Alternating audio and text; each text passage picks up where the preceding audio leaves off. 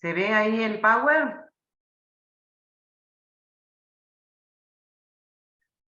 No, no se ve. A ver. ¿Ven ahí? Ahí sí. Buenísimo.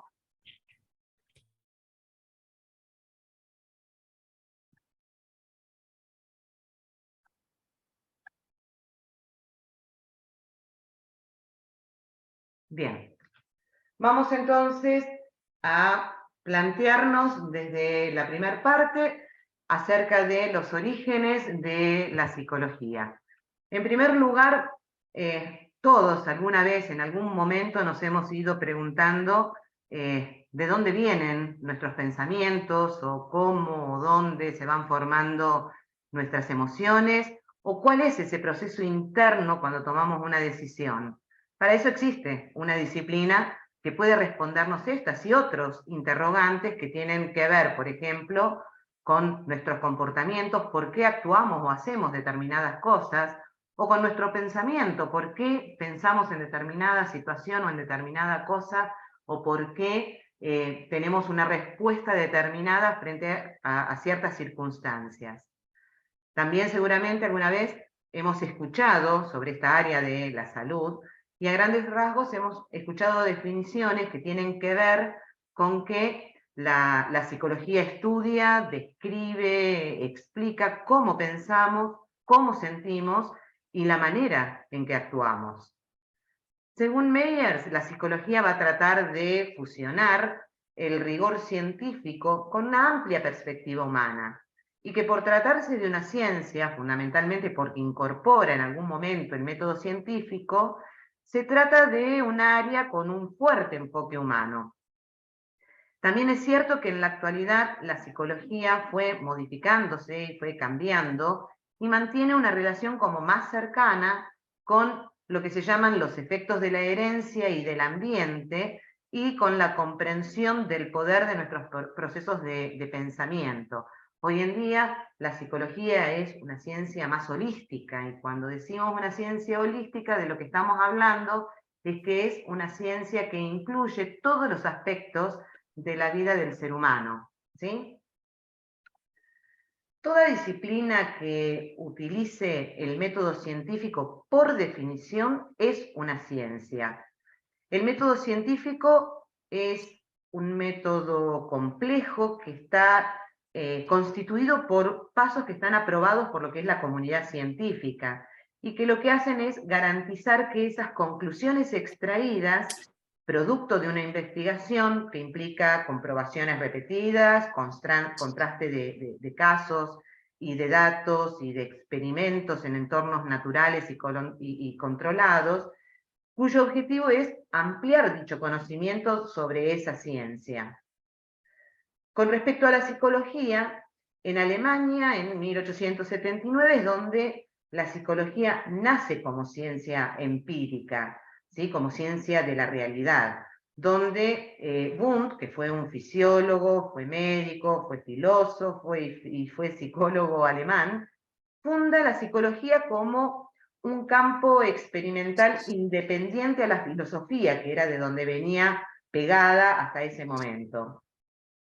Creando el primer laboratorio, ¿sí? Que realizó investigación psicológica dentro de la Universidad de Leipzig.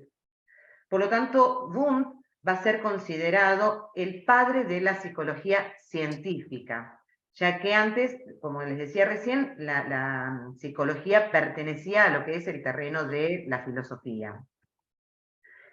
Podemos decir que la psicología está presente en cada ámbito de nuestro día a día y que estudia varios procesos, que son los procesos cognitivos, es decir, son los procesos del conocimiento, del aprendizaje. En este proceso de conocimiento interactúan o intervienen las sensaciones que van a incluir lo que son los olores, los sonidos, las imágenes, los sabores, el equilibrio, el tacto, el dolor, el frío, el calor, etc. Que es toda información que recoge cada uno de nuestros sentidos y que se van a convertir en impulsos nerviosos para que después sean interpretados por nuestro cerebro. La percepción, que es otro de estos procesos cognitivos, es ese proceso que crea patrones significativos a partir de esta información que recoge de los sentidos. Por lo tanto, la percepción va a ser ese proceso mediante el cual toda la información es clasificada, es identificada y es ordenada en patrones relevantes. La sensación y la percepción son la base de la conciencia y son el conjunto que nos van a informar lo que sucede dentro y fuera de nuestro cuerpo. Por otra parte, tenemos el aprendizaje, que va a ser ese proceso por el cual la experiencia o la práctica producen un cambio relativamente permanente en nuestra conducta. Y existen diferentes tipos de aprendizaje, como por ejemplo el aprendizaje que tiene que ver con el condicionamiento, que básicamente se refiere al tipo de conducta que se adopta al presentar un estímulo específico. Chicos, veo que ustedes están solicitando grabar la clase. No hace falta que pidan grabar la clase la estoy grabando y después la voy a subir en el aula. Así que quédense tranquilos que la clase va a estar grabada. Profe, la dispositiva no van corriendo, quedó en la primera página nomás. Ah, bien. A ver. Esperen que voy a tratar de ver por qué no corre.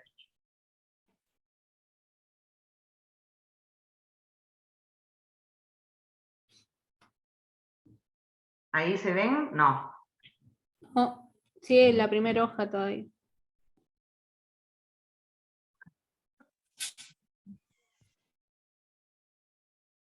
Esperen que voy a cerrar la diapositiva y vamos a retomar.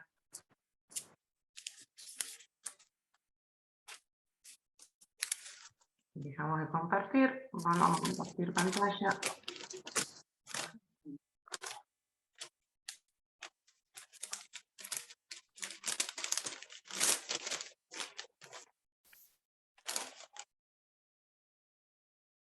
A ver, ahí se ve.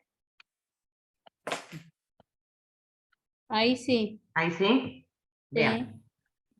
Sí, Bueno. Ahí estamos.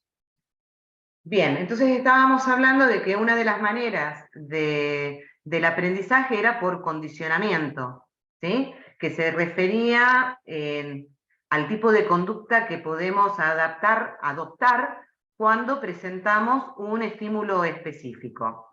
Por ejemplo, cada vez que yo a mi perro, yo agarro la correa de mi perro, lo más probable es que al ver esta acción, él comience a agitarse porque ya sabe que ese gesto significa que yo lo voy a llevar a pasear, ¿no?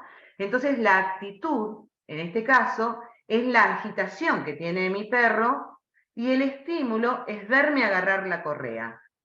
Mi perro aprendió entonces a asociar ese estímulo particular con una actividad que para él es gratificante y le gusta y entonces que muestra ese agrado porque ya sabe que lo voy a sacar a pasear.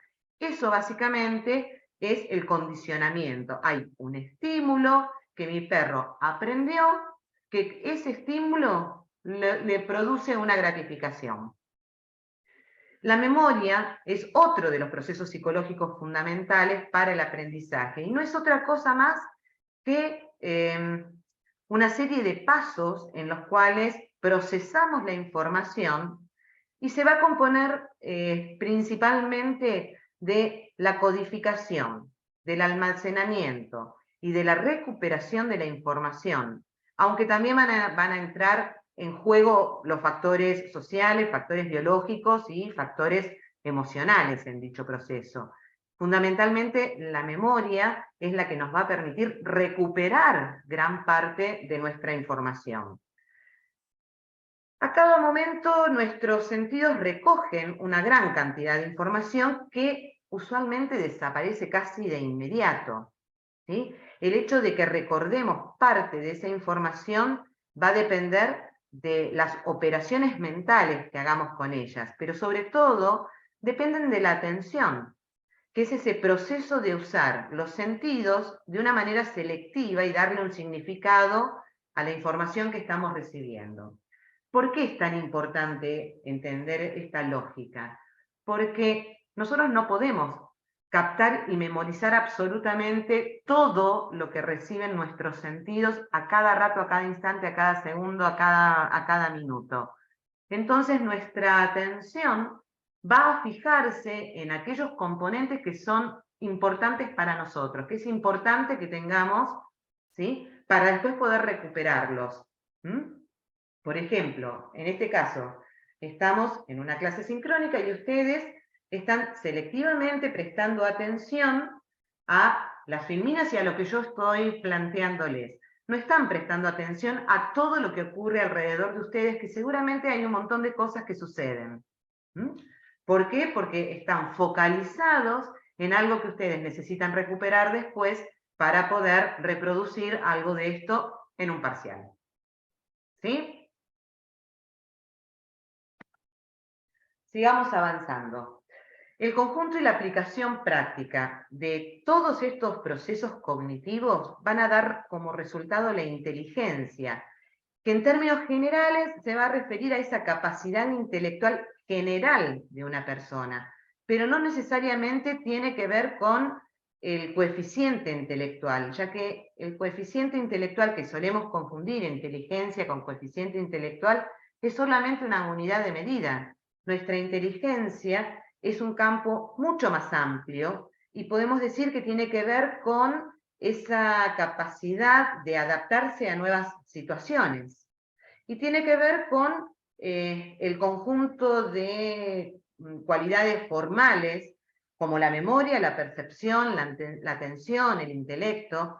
¿Sí? Nuestra inteligencia no es solamente un factor, un número, sino que podemos tener una inteligencia social que tiene que ver con cómo nos adaptamos a nuestro entorno y cómo nos vinculamos con el entorno, aunque por distintos factores no tengamos una inteligencia académica, matemática, ¿sí?, para resolver determinadas ecuaciones. ¿Se entiende? Sí, profe. Buenísimo. Sigo avanzando. Con todo esto, lo que podemos decir es que la psicología es el estudio de la conducta y del comportamiento individual, y sus metas como ciencia son esa descripción, esa explicación, esa predicción y el control de este objeto de estudio. Es decir, que se va a ocupar fundamentalmente del análisis y de la descripción de todos los aspectos del comportamiento, del pensamiento, de las percepciones y de los sentimientos de las personas. Es importante entonces que entendamos de una manera básica y general la importancia que tiene la psicología en todas las actividades de la vida cotidiana para poder tener un mejor entendimiento o una mejor comprensión de nuestro entorno, así como de nosotros mismos y de cómo nosotros interactuamos con el entorno, así como de los diferentes ámbitos y de las distintas disciplinas en las que nos vamos desarrollando. En función de esto es que vamos a hacer un breve recorrido sobre la historia de la psicología y de algunos autores. Podemos decir que desde los inicios de la historia, el ser humano fue elaborando como distintas hipótesis y teorías sobre el funcionamiento de la mente y de las alteraciones que se producen en la mente. A pesar del predominio del método científico, al día de hoy siguen teniendo alguna influencia, algunas concepciones antiguas que atribuían a las enfermedades mentales la acción de espíritus malignos o la separación entre el cuerpo y el alma, teniendo en cuenta que el alma era entendida como la mente, ¿no? La disciplina de hoy, que hoy conocemos como psicología, no se desarrolló como tal hasta que se popularizaron las obras de Wilhelm Wundt, de Pavlov o de Freud entre los siglos XIX y el siglo XX. Digo, como que antes había un montón de pensadores que hablaban, perdón, hablaban de esta disciplina o conjeturaban acerca de qué implicaba, ¿sí? Los procesos mentales, pero recién se empieza a fundamentar a partir de Wundt, de Pavlov y de Freud como aquellos padres de lo que era una psicología más científica. El término de psicología viene de las palabras griegas, psique y logos, que se traducen como estudio del alma. Durante la Edad Antigua se creía que los trastornos mentales eran la consecuencia de las posesiones por parte de espíritus y demonios, y donde los tratamientos consistían en conjuros, en encantamientos, a los cuales se les atribuía un efecto más bien curativo. Esto entre el siglo IV y V a.C., filósofos como Sócrates o Platón realizaron aportes que fueron claves después para el desarrollo de la psicología, además de la filosofía. Sócrates instaló fundamentalmente su conocimiento del método científico, y Platón fue quien concebía al cuerpo como vehículo del alma. Esta alma era la verdadera responsable de la conducta humana, ¿sí? Recuerden que ellos hablaban de alma como lo que hoy traducimos como mente, ¿sí? Entonces, lo que planteaban era que esta alma, esta mente, era la verdadera responsable de lo que hoy hablamos como la conducta humana. En la Edad Media el pensamiento europeo quedó dominado por el cristianismo y esto provocó, digamos, algunos retrocesos en el proceso científico. Aunque las teorías greco-romanas en relación a los humores seguían vigentes, se combinaban de nuevo lo mágico y lo diabólico, donde estas teorías empezaban o volvían a traer que los trastornos mentales eran atribuidos a la comisión de los pecados y se trataban mediante rezos o exorcismos.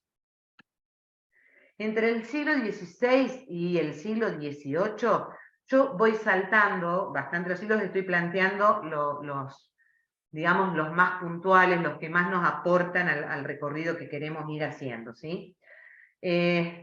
Durante estos siglos, entonces, en el mundo occidental convivieron las concepciones, tanto demonológicas, esto que planteábamos de la era cristiana, la concepción demonológica de la enfermedad mental, y por otro lado, el humanitarismo.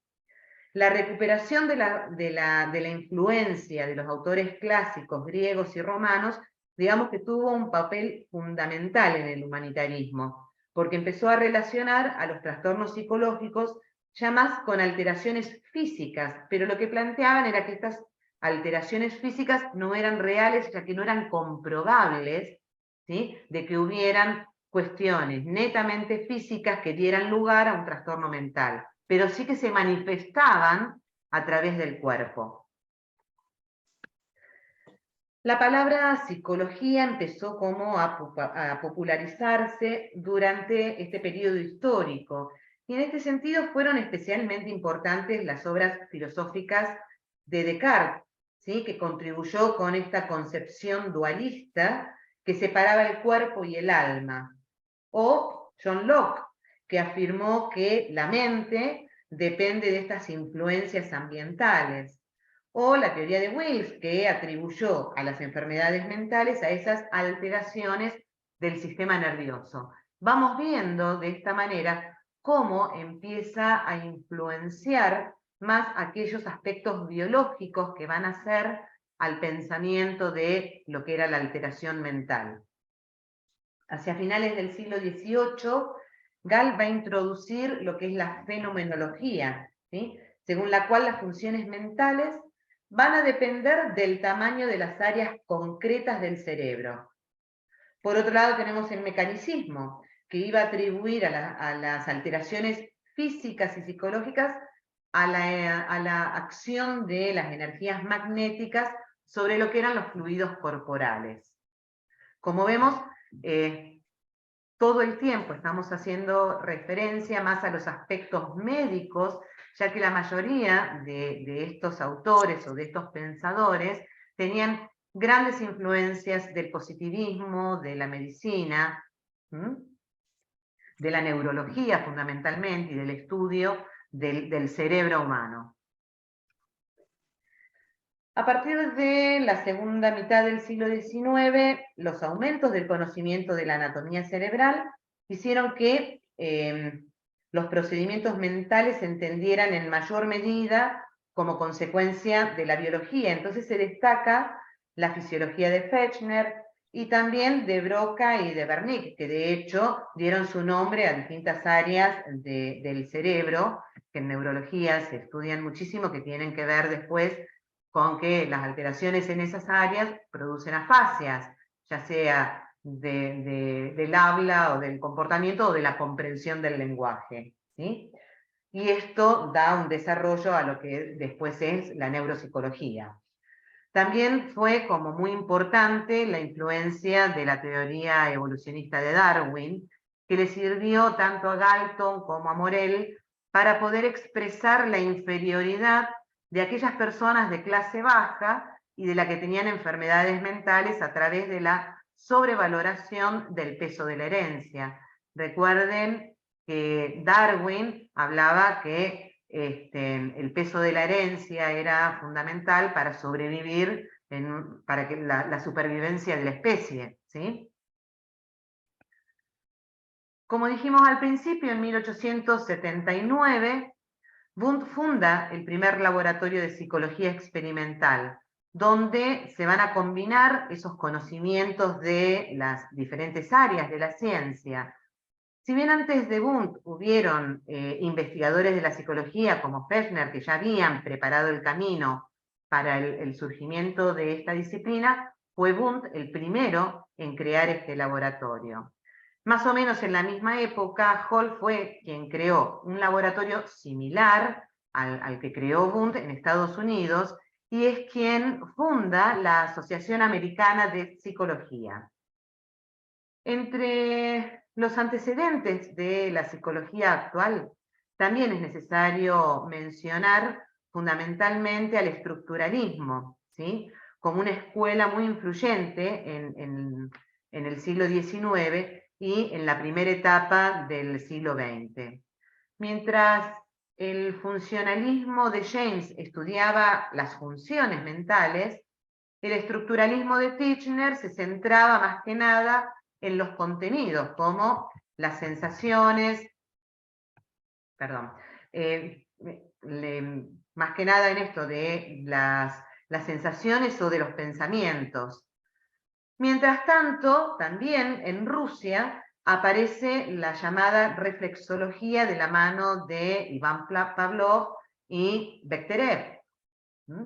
Con todas estas aportaciones se establecieron lo que son las bases del psicoanálisis y del conductismo, que fueron las dos orientaciones que dominaron la psicología de la primera mitad del siglo XX. Entonces, durante el siglo XX se establecieron estas corrientes teóricas principales de la psicología actual, donde Freud, que fue discípulo de Charcot y de Breuer, que eran médicos, que es donde él se inicia en todos los aspectos de la neurología, crea el psicoanálisis y además empieza a popularizar lo que es la terapia verbal y el concepto del inconsciente bajo este prisma psicoanalítico. Mientras autores como Watson y Skinner desarrollan paralelamente lo que se llaman las terapias conductistas, que van a estar más centradas en el comportamiento observable. La psicología científica, entonces, es promovida por el conductismo, quien llevó, digamos, de alguna manera a la psicología cognitiva a poder recuperar el estudio de estos procesos mentales, tanto elementales como complejos, y se populariza a partir de los años 60. Dentro del cognitivismo se englobaban los tratamientos desarrollados por autores como Kelly, Ellis o Beck, que fundamentalmente van a hacer hincapié en los procesos mentales relacionados con el pensamiento, con el lenguaje y con la vinculación entre el pensamiento y la conducta, cómo influyen el pensamiento, la conducta en el sentir de las personas. Otra orientación importante en este aspecto es la psicología humanística, que estaba representada por Carl Rogers y Abraham Maslow. Esto surge como una reacción en contra de ese predominio tan importante del psicoanálisis y del conductismo. Que si nosotros lo pensamos, tanto el psicoanálisis como el conductismo eran dos corrientes puramente opuestas, ¿no? Y esta otra corriente humanista lo que hacía, o lo que hace, es defender esa concepción de las personas como seres libres, únicos, tendientes a la autorrealización y con un derecho a la dignidad. Estas concepciones vinculadas a la biología, a la medicina y a la farmacología fueron aumentando en gran medida en el siglo XX. ¿Sí? Es decir, fue la época en donde la medicina fundamentalmente creció en todos sus aspectos y en su partición en los diferentes aspectos de la medicina. Y esto se puso como por encima de la psicología e influyó en el desarrollo de campos más interdisciplinarios, como son la psicobiología, la neuropsicología y la psicofarmacología. En el desarrollo de las ciencias del comportamiento y de los procesos mentales fue muy marcado por el desarrollo de lo que son las neurociencias y el diálogo constante con las ciencias cognitivas en general. Y esto hizo que actualmente prime una concepción de la psicología en donde las neurociencias y la psicología cognitiva intercambien entre ellas permanentemente herramientas y conocimientos, ya sea para la investigación como para la intervención en las terapias fundamentalmente cognitivas y conductuales. Con lo que vimos hasta ahora, podemos ver entonces que la psicología es una disciplina científica que se caracteriza por disensos, es decir, por desacuerdos que hay dentro de la disciplina en poder o en tratar de explicar qué estudia y qué métodos de estudio va a utilizar. Podemos decir que esta crisis dentro de la psicología nos lleva a hablar como de dos grandes concepciones. Por un lado, una concepción más bien objetivista y por el otro, una concepción subjetivista. Cada una de estas concepciones comparten hacia su interior una serie de supuestos que son tan estrictos que a veces son difíciles de reconocer por los mismos psicólogos. Estos son elementos más bien fácticos que no pueden ser experimentados y que tampoco pueden ser demostrados como verdaderos o como falsos. Simplemente funcionan como un modo compartido de un grupo de profesionales o de investigadores que comparten una teoría, que están más de acuerdo con una teoría que con otra. En la concepción más objetivista se sostiene este supuesto de la homogeneidad, es decir, aquello que es uniforme, que está regulado por lo común, como una forma de neutralizar las diferencias. Esta concepción del ser humano lo que implica es una persona reducida a aquello que lo iguala a las demás personas, para lo que resulta necesario un estudio minucioso de las características normalizadoras y estereotipadas. Vieron cómo hace un ratito yo les hablaba de que la inteligencia, por ejemplo, no era solamente un coeficiente intelectual.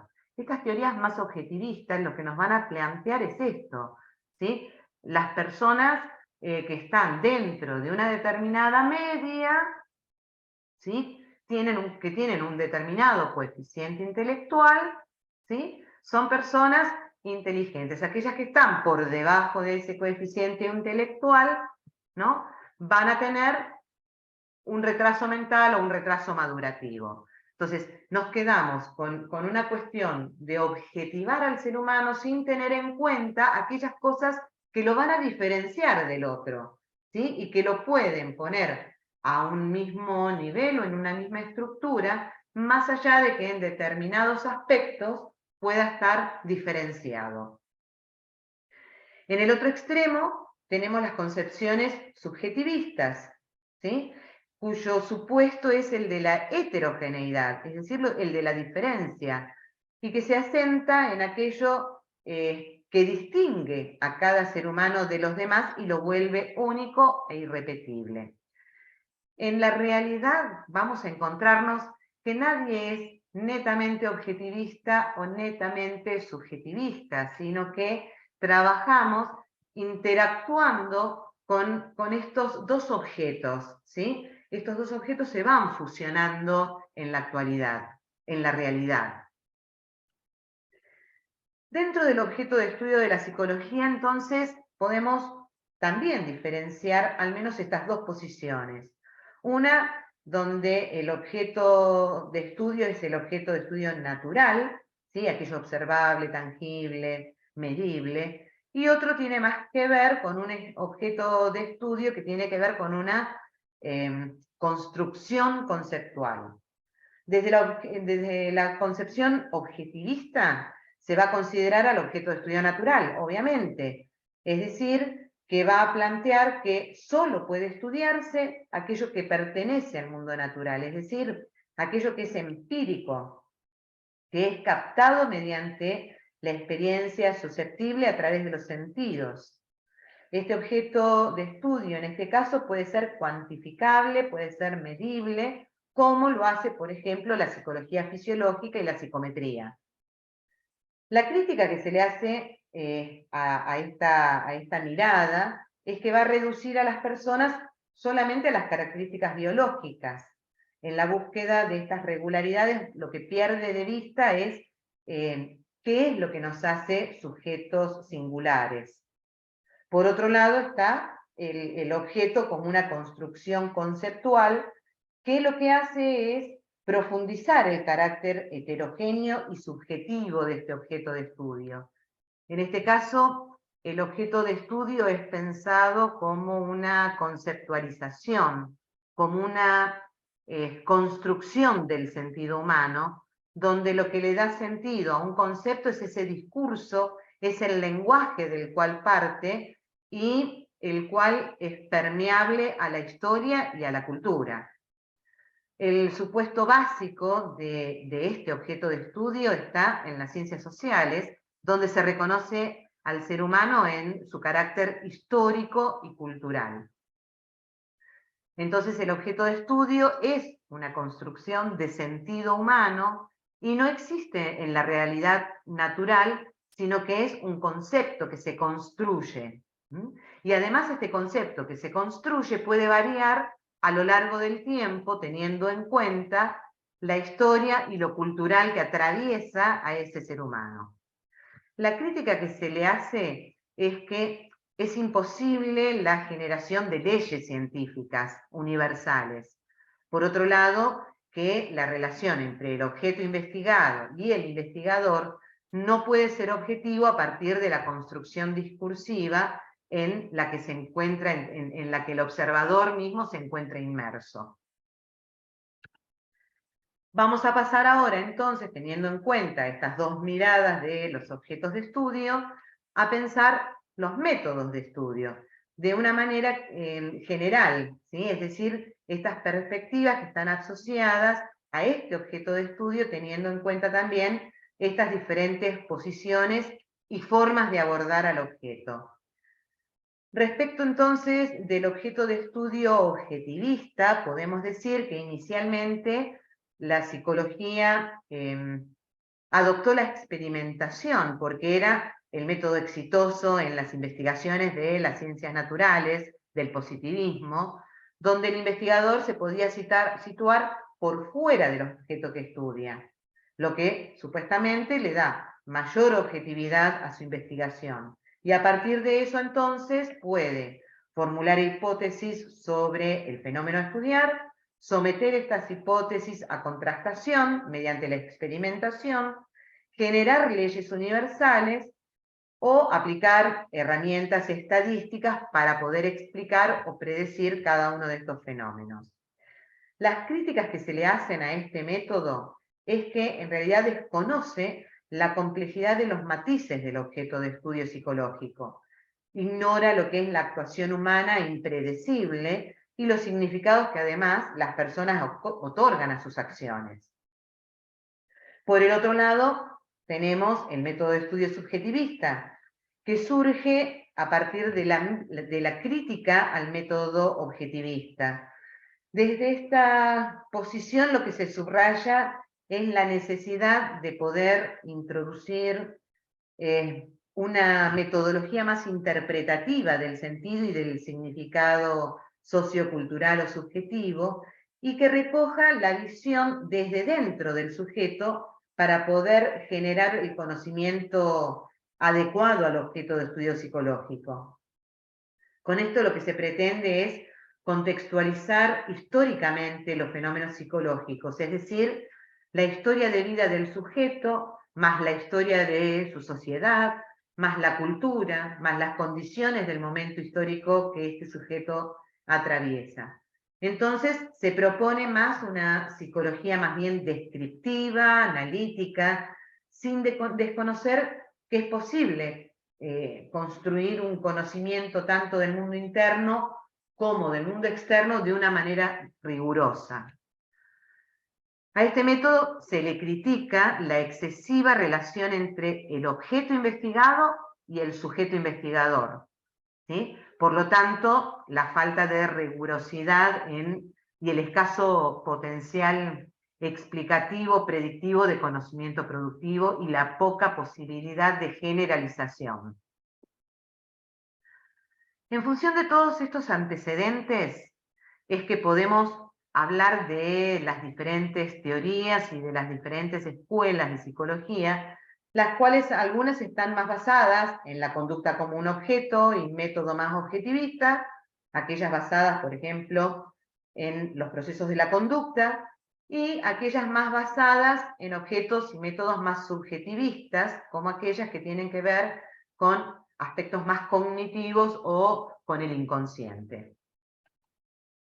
Tenemos entonces, vamos a reducir a 5 escuelas rápidamente, a la escuela reflexológica, cuyo mayor exponente y creador fue Iván Pavlov y Vladimir Bechterev. Es importante tener en cuenta que ninguno de los dos desarrolló la teoría psicológica, sino que sus aportes fueron después tomados e implementados desde la psicología conductista, y muchas de estas cuestiones también fueron implementadas por las teorías más generativistas o más cognoscitivas. Pero sí fueron muy importantes estos iniciadores porque dieron una marcada orientación a la psicología. Pavlov principalmente realizó su investigación con experimentos con perros que dieron lugar a lo que se conoce como condicionamiento clásico, que es un tipo de aprendizaje asociativo más básico, en el que un organismo responde a un estímulo ambiental, originalmente neutro, con una respuesta automática o refleja. Este método implica la variación de una respuesta involuntaria, por ejemplo, la salivación, que generalmente es provocada por un cierto estímulo neutral. Y en función de esto, el experimento de Pavlov va a ilustrar 4 elementos básicos de este condicionamiento clásico. El primero de estos elementos es un estímulo condicionado, como puede ser la comida, que de manera invariable produce una reacción de salivación. Esta reacción o respuesta, que es incondicionada, es el segundo elemento y siempre está provocado por ese estímulo incondicionado. Es decir, si yo, en realidad él lo hizo con perros, si yo al perro le muestro comida, va a salivar, ¿sí? Siempre que el perro ve la comida o la recibe, saliva.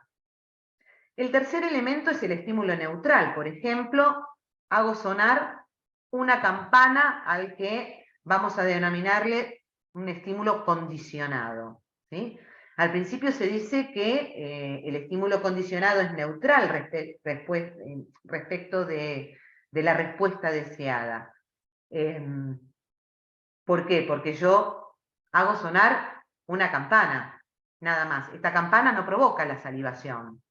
Ahora, si yo esa campana, al hacerla sonar, si no le muestro la comida, es un estímulo neutro, ¿sí? Que no me provoca una respuesta inmediata. Ahora, si yo a este estímulo neutro, incondicionado, lo muestro en conjunto con la comida, ¿sí? Hago un pareamiento permanente de ambos estímulos, voy a producir lo que se va a llamar una respuesta condicionada. Yo, en repetidas oportunidades, le muestro al perro que cuando le voy a dar de comer suena una campana, el perro va a salivar, ¿sí? Ahora, cuando el perro aprende a asociar el sonido de la campana con ese alimento, si yo después solamente hago sonar la campana, el perro va a salivar porque lo que va a estar asociado ya deja de ser un estímulo neutro, la campana, para ser un estímulo condicionado generando una respuesta condicionada. Esto es campana igual salivación. Por otra parte, otra de las corrientes psicológicas, el conductismo, se enfocó en el estudio de la conducta o del comportamiento observable de las personas y de los animales a través de lo que son estos procedimientos objetivos y experimentales. Entonces estudia las conductas y los comportamientos, pero no estudia los estímulos mentales. Y por eso los conductistas lo que van a determinar es que el aprendizaje va a devenir simplemente de un cambio de conducta. El aprendizaje me permite a mí hacer un cambio de conducta. Fue una corriente psicológica dominante durante el siglo XX y fundamentalmente en el periodo de posguerra, y surge como respuesta a lo que era la psicología introspectiva, esa que se miraba en sí mismo, ¿sí? Y en contra, obviamente, del psicoanálisis, del estructuralismo, de la introspección como métodos de estudio. Sus mayores exponentes fueron Watson y Skinner, que en gran medida tomaron estos experimentos hechos por Pavlov. Algunas de las características son que determinan que las personas pueden influenciar a través de las distintas o de sus estimulaciones, pueden ser influenciables a través de las diferentes estimulaciones. Y establecen entonces que los estímulos producen respuestas y por ello forman una respuesta causal, ¿sí? Es decir, que a partir de un estímulo causa una determinada respuesta. Y lo que van a plantear es que esos estímulos tienen una relación directa hacia nuestra respuesta.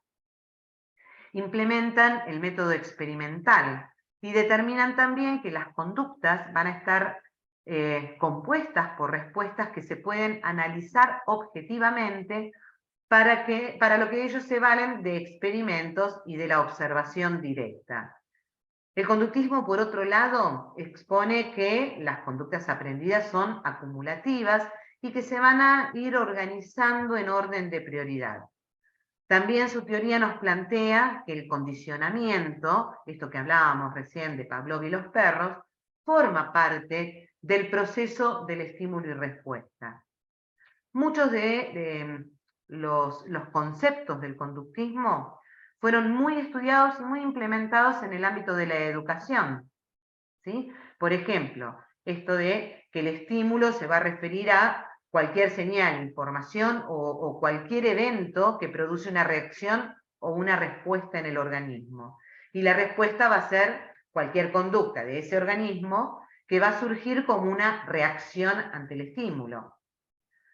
Van a plantear Esto tiene que ver ya con los experimentos que fue haciendo Skinner con el condicionamiento operante, que le fue dando como una vuelta de tuerca más a lo que planteaba Pavlov, ¿sí? Y va a plantear un concepto que tiene que ver con el refuerzo, y en el refuerzo va a decir que es cualquier consecuencia de una conducta que va a aumentar la probabilidad de que esto vuelva a reproducirse.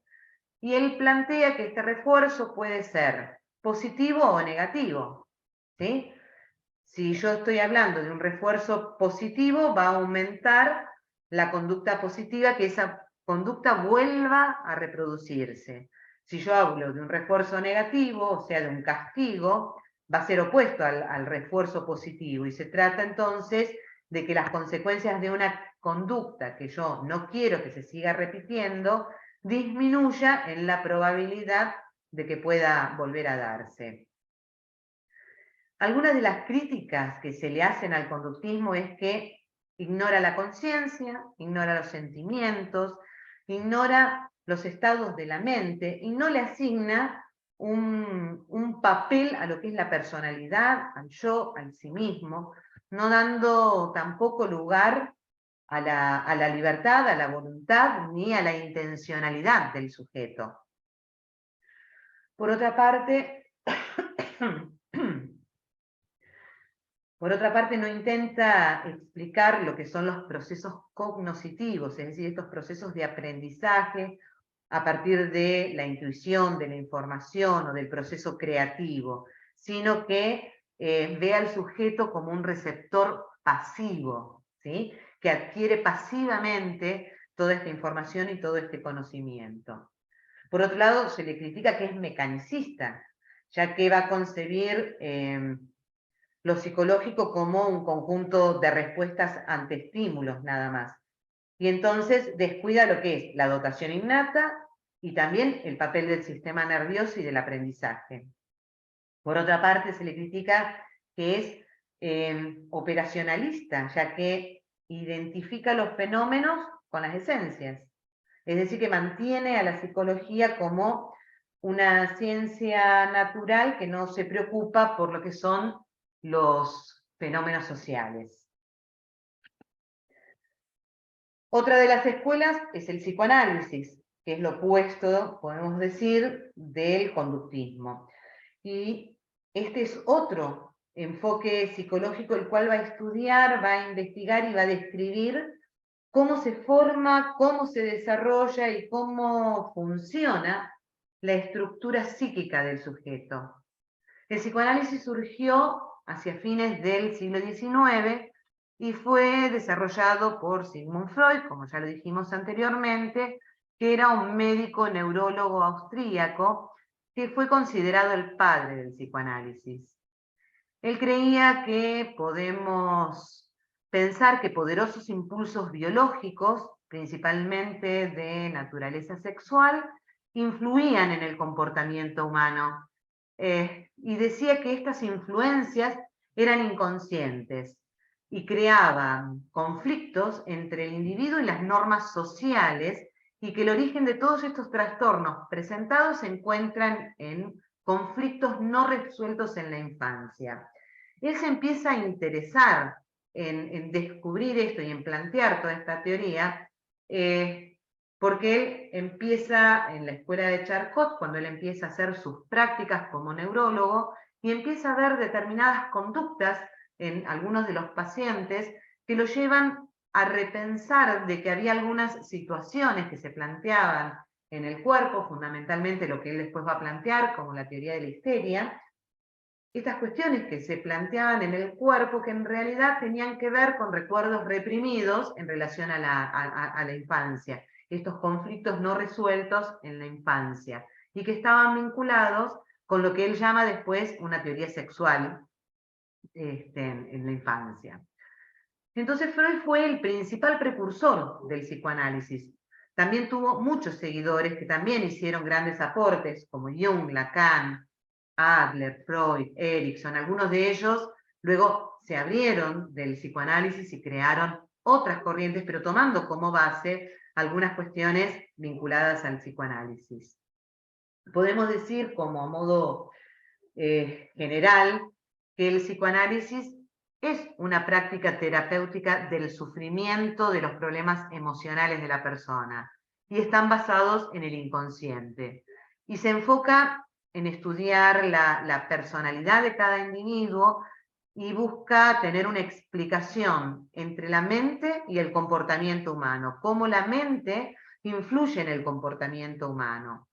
Va a definir a la personalidad como el resultado de los conflictos de la mente a cada individuo, a partir de estos procesos mentales. Y va a decir que cada individuo va a realizar como una conducta y un comportamiento determinado en función de estos procesos.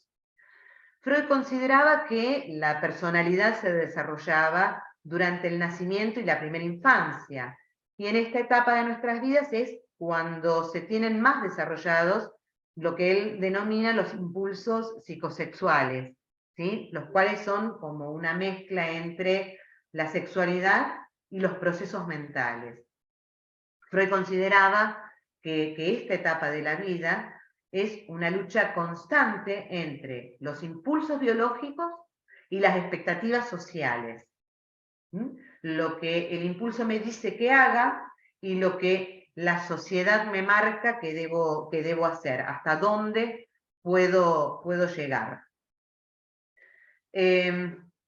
Distinguía entonces de esta manera tres niveles de lo que podemos llamar la conciencia. Y él hablaba de una mente consciente, es decir, que es la que comprende las ideas y las emociones de las cuales el ser humano es consciente.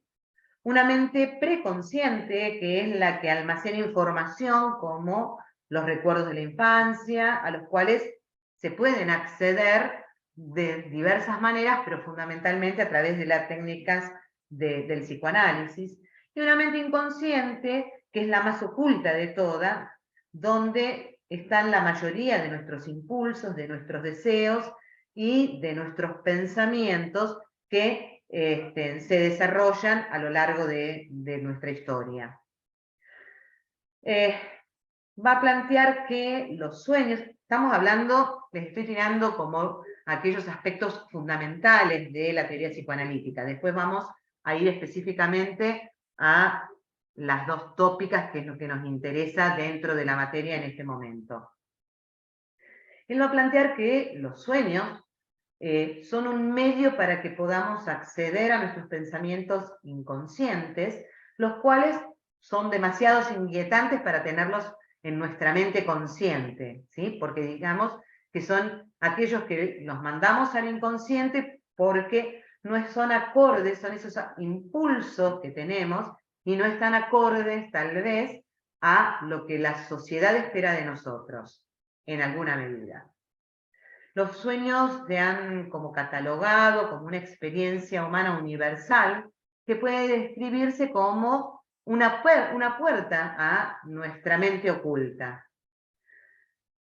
Por otra parte, y con el desarrollo de la teoría de Freud, se nos plantean algunos procesos que tienen que ver con el inconsciente también.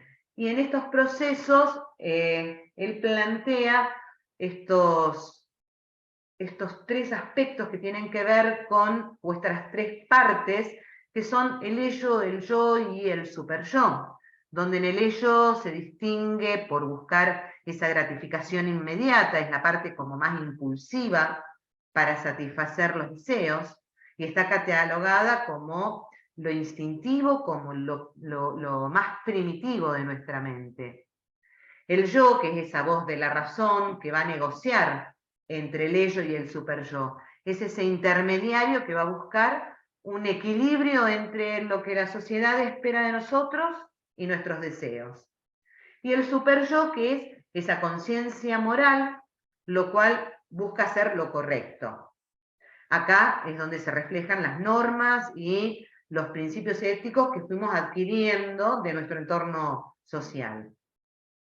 Estos tres modelos estructurales se van hablando entre ellos como para tratar de resolver estos impulsos y los sentimientos encontrados que se generan en la mente.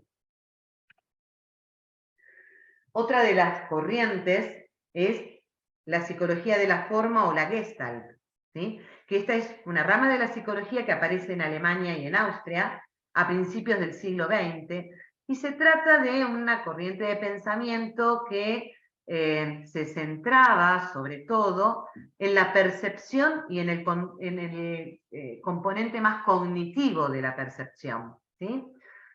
Sus autores lo que defendían era aquello que nuestros sentidos, decían que aquello que nuestros sentidos no reproducen, no reproducen el mundo tal y como es, sino que lo reconstruyen siguiendo una serie de principios que se pueden estudiar. La palabra Gestalt tal y como se usa en esta disciplina se puede traducir como patrón o configuración. Entre los principales representantes o autores encontramos a psicólogos como Wertheimer, Köhler o Kafka, y ellos, todos discípulos de esta disciplina, defendían la idea de que los seres humanos percibimos patrones y conjuntos ordenados en lugar de detectar elementos individuales. Esto está claro, por ejemplo, vieron que muchas veces en las redes sociales nos ponen algunos juegos que tienen que ver con descifrar un determinado mensaje en el cual nos ponen algunas letras, ¿sí? En las palabras, no nos ponen las palabras completas, y nos ponen algunas letras o números, ¿no? Y nosotros leemos eso como si estuviera totalmente escrito. Eso es que nosotros detectamos un patrón, ¿sí? Un patrón de conocimiento. Lo mismo que si vemos las imágenes que están en la filmina, nosotros vemos un patrón y a primera vista, en la imagen más oscura, lo primero que vemos es un árbol, ¿sí? Si nos ponemos a observar más detalladamente, podemos ver que además hay un mono y una pantera, ¿no? Y seguramente si observamos más detalladamente vamos a ir viendo que en la parte de abajo del árbol hay una mujer, ¿no? Lo mismo nos pasa con el otro dibujo. Esto es lo que tiene que ver con que nosotros vemos en patrones. Estos patrones son patrones de conocimiento que fuimos adquiriendo a partir de la experiencia y de aquel mensaje que fuimos recibiendo a partir de la percepción y de lo que los otros desde la sociedad nos fueron informando que era aquello que veíamos. Por eso es que estos elementos que nosotros podemos percibir como patrones o como conjuntos, nos permiten estudiar los principios que van a determinar después lo que es la percepción humana, especialmente la percepción visual. Y es así que estos psicólogos que están orientados más a esta percepción estudiaron los fenómenos como los de proximidad, continuidad, cierre o conexión. Al día de hoy, la psicología de la Gestalt se fue expandiendo hacia algunas áreas de la terapia. Sin embargo, se trata de una corriente que no fue evolucionando a la manera que evolucionaron las otras corrientes psicológicas. Por último, tenemos la fenomenología, que si bien la fenomenología no es una corriente psicológica en sí misma, sí hizo grandes aportes en cuanto al estudio fenomenológico de lo que son los fenómenos de la conciencia, que los podemos ir captando a través de los sentidos. La pregunta es, ¿qué es lo que nos influye en nuestra conciencia para poder experimentar el mundo tal y como lo vemos, ¿sí? Para dar cuenta de esto es que Husserl estableció ese parámetro de la fenomenología, y para esto se basaba en la filosofía de Descartes, ¿sí? Que en esta búsqueda de una ciencia más bien estricta, de un punto que fuera indubitable sobre el cual establecer todo conocimiento. Descartes fue el padre de lo que se llamó la filosofía racional a partir de su famosa frase ergo cogito, que es pienso, luego existo. Y esta idea se le criticó fuertemente a Descartes, porque si bien él plantea que porque pienso existo, no puedo ver qué estoy pensando, ni tampoco termina de explicar al mundo que me rodea a partir de este pensamiento, o cómo salgo de de este yo interno, para poder expresar esto que pienso. La fenomenología se basa entonces en un proceso que lo que intenta es solucionar y explicar esta dualidad cartesiana, ¿sí? Este proceso que podemos llamar, o lo que se dio en llamar la epogé. De lo que se trata es de poner de alguna manera en suspenso todos nuestros prejuicios, de poner entre paréntesis los fenómenos que recibe nuestra experiencia. Básicamente, de lo que se trata es de concentrarse en las cosas mismas y no en otras cosas.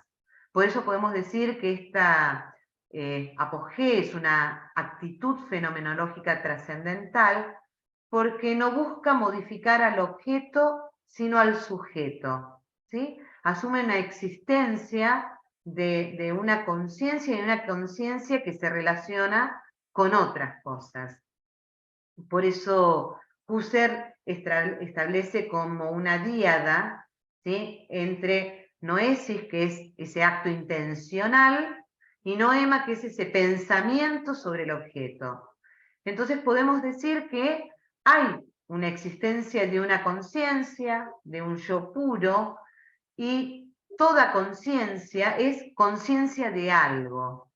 De esta manera podemos pensar a la fenomenología como una actitud filosófica de base, ¿sí?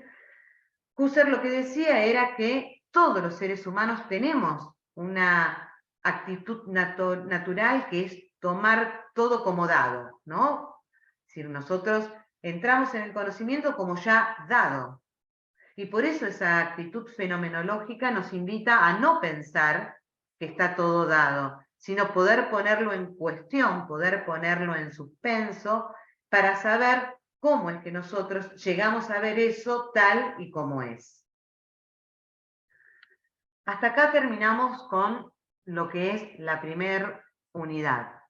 Les propongo, si quieren, nos tomamos 2 minutos, renuevan el mate, yo me tomo un vaso de agua y seguimos avanzando con la unidad 2.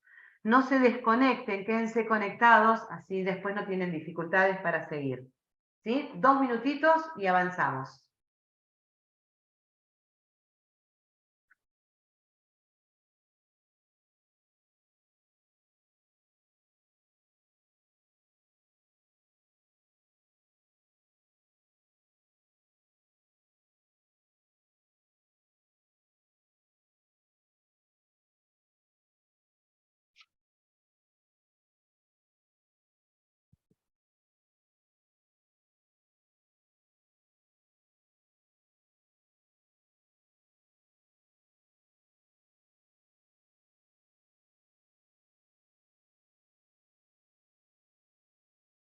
Bueno, vamos a seguir. ¿Cómo van hasta ahora?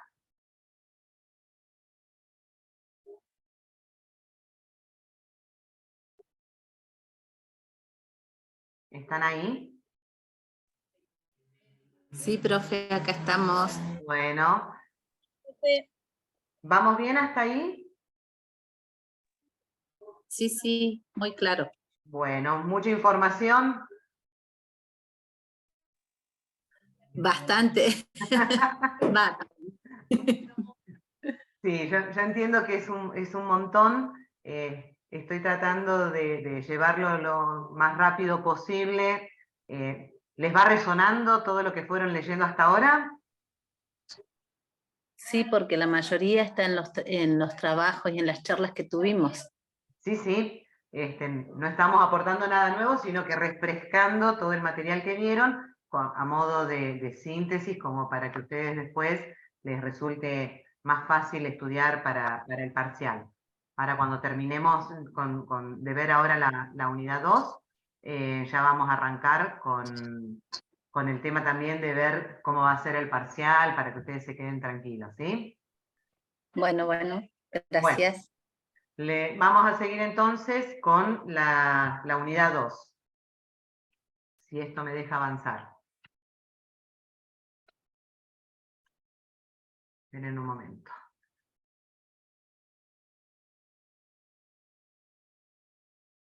No me está dejando, esperen que vuelvo a abrir la pantalla.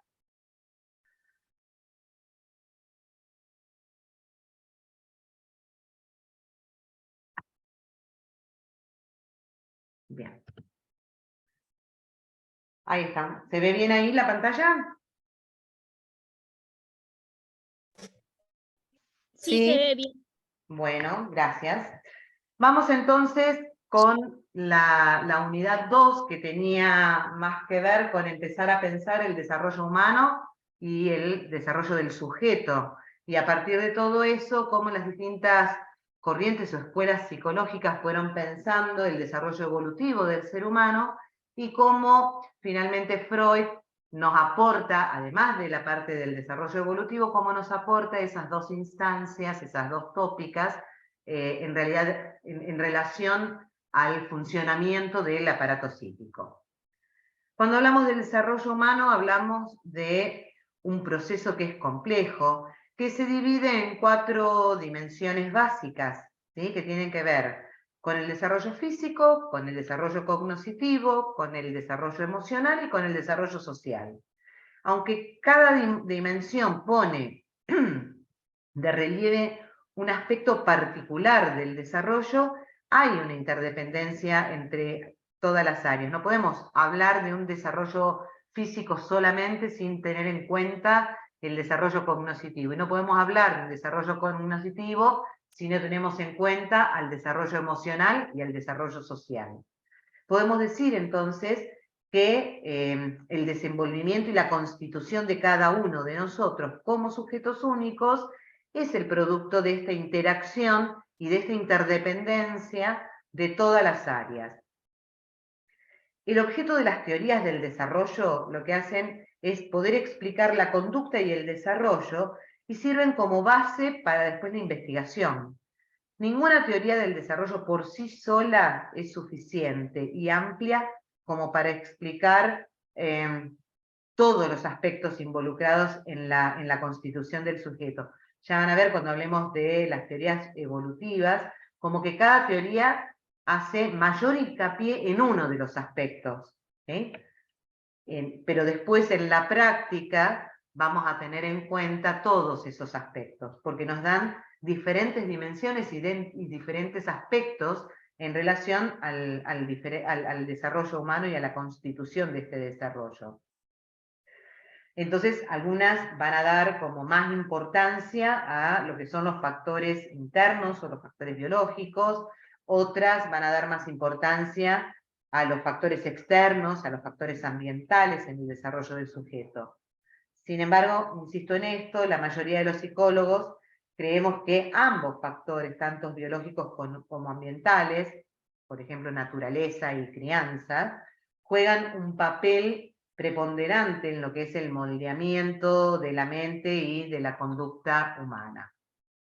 Vamos entonces a ver qué nos plantea la teoría freudiana al respecto. Y esta teoría lo que hace es afirmar que a medida que crecemos pasamos por 5 fases críticas. Que nuestro impulso sexual, al que Freud llamó libido, libido es energía, es impulso, ¿sí?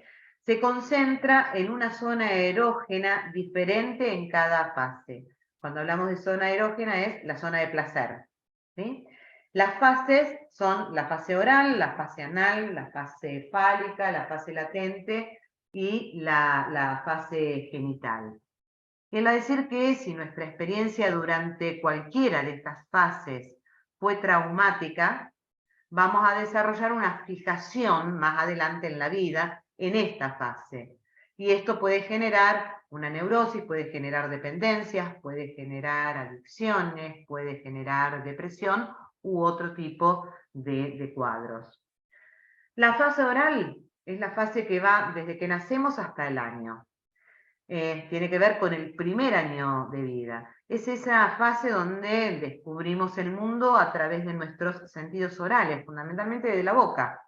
¿Sí? Nuestro mayor placer proviene de succionar el pecho de nuestra madre o de una mamadera, ligado al pecho materno. Y el conflicto que ocurre ahora va a ser el destete de nuestro cuidador principal. En función de cómo sea ese destete y de cómo haya sido, ¿sí?, ese placer proveniente del succionar, es si nos vamos a quedar fijados en esta fase o no. La segunda fase es la fase anal, que va del año a los 3 años, donde el enfoque principal de nuestra libido a esta edad es el control de los esfínteres, ¿sí? Y tenemos que aprender a usar la pelela o el inodoro. Y ahí nuestra fijación va a quedar en la retención o en la expulsión, ¿sí?, según cuán traumática puede ser esta fase y cuán acompañada haya sido esta fase durante esta etapa. La tercera etapa o la tercera fase es la fase fálica, que va de los 3 a los 6 años, donde nuestra libido se vuelve ya a los genitales a medida que vamos descubriendo las diferencias entre el género femenino y el masculino, ¿sí? Y el conflicto se va a dar en esta fase, el conflicto que se va a presentar es como una rivalidad con aquel del sexo opuesto, con nuestro padre si somos mujeres o con nuestra madre si somos varones. Y este es el famoso llamado complejo de Edipo. La próxima fase es la fase latente, que va de los 7 a los 13 años. En esta fase nuestra libido se suprime a medida que nuestra energía sexual se sublima en el desarrollo de las habilidades para la vida. Es la etapa en la que estamos en la escuela primaria, donde vamos adquiriendo un montón de conocimientos y esta adquisición de conocimiento sublima nuestro impulso sexual. Nuestro superyo se fortalece y nos vamos identificando con lo que son los valores sociales, los héroes, los amigos, etc. La última fase es la fase genital, que es la fase de la pubertad, que va de la pubertad a la muerte. Es decir, que una vez que alcanzamos la pubertad, nuestra libido comienza a activarse nuevamente y ya ahí desarrollamos un interés por lo que son las parejas sexuales, ¿sí? Tengamos en cuenta que todas nuestras teorías, cuando hablamos de edades, no tenemos que tomar las edades en las que se desarrolla cada fase como tajantes, porque a lo largo de los años ha ido cambiando, ¿sí? Se ha ido modificando y cada vez se adquieren anticipadamente estas fases, ¿sí? Vamos atravesándolas mucho antes. Por otro lado tenemos la teoría psicosocial de Erikson. Erikson desarrolla esta teoría identificando 8 etapas por las que un individuo sano debe atravesar desde el nacimiento hasta su muerte.